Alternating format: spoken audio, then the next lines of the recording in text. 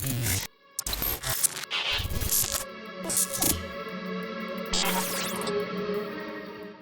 guys, welcome back. So today is going to be a special episode.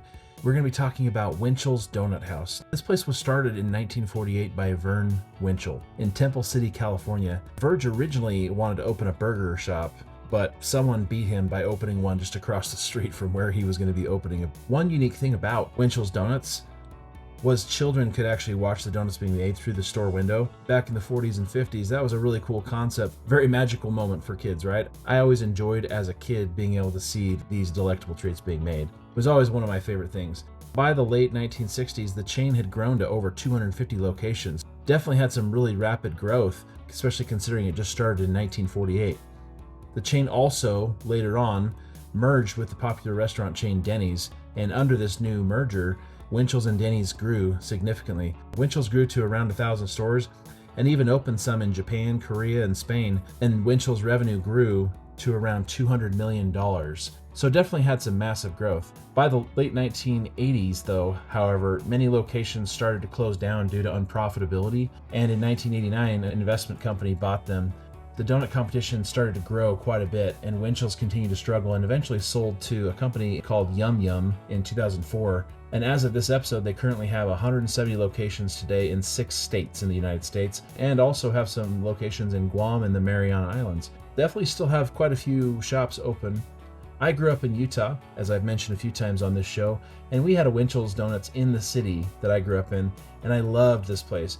They were home of the warm and fresh donut, as they used to say. I remember doing donut runs as a kid with my dad. He loved Winchell's Donut House. And I remember back in the day, you even got some extra donuts when they introduced their Winchell's Dozen, which was actually 14 donuts rather than the normal 12 or 13. 13 is in a baker's dozen, of course. So that was always cool. We tried 3 of their donuts. The first one that we tried was the glazed, of course. The dough was good, really light and fluffy. Wasn't 100% on par, but still really good. The taste, though, I was really surprised. The glaze was not as sweet as it really should be. It didn't really have a lot of flavor. So kind of gave that one a low mark, but the presentation overall looked really great. We're going to give the glaze score an A- score. The next one we tried was the chocolate raised. The dough was okay. It seemed a little bit less fluffier than the glazed donut. The taste, though, let's talk about that. It had virtually no chocolate flavor. I was really bummed because it looked really good. I mean, look at this. I gave it a great mark for presentation, but the taste, though, it just tasted like a brown flavored glaze. It didn't have really any chocolate flavor. So sadly, I'm going to have to give this donut a B-. I was really bummed because this was one of my favorite donuts as a kid. I'm sure if you're a little kid, you'll probably enjoy it anyway, but I really analyzed chocolate frostings with my taste buds because I love chocolate icing on a lot of things. So the next one we tried was the apple fritter. The overall dough was pretty good. I would say it's definitely better than like a lot of apple fritter dough that I've tried, but overall though, it was pretty good. The taste though, it didn't taste fully cooked. Definitely had quite a few apple bits in it, and the glaze overall was okay. The glaze tasted a little gritty to me, but other than that though, it was still pretty good.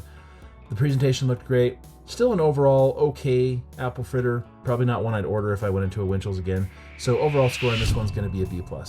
And then the overall score for Winchell's Donuts is going to be a B+ as well. Thanks for watching, guys. We'll see you next time. Don't forget to like, subscribe, and share. And if there's a donut shop you'd like us to check out in your neck of the woods, go ahead and drop a comment below or email us at dough@doughnecessities.com.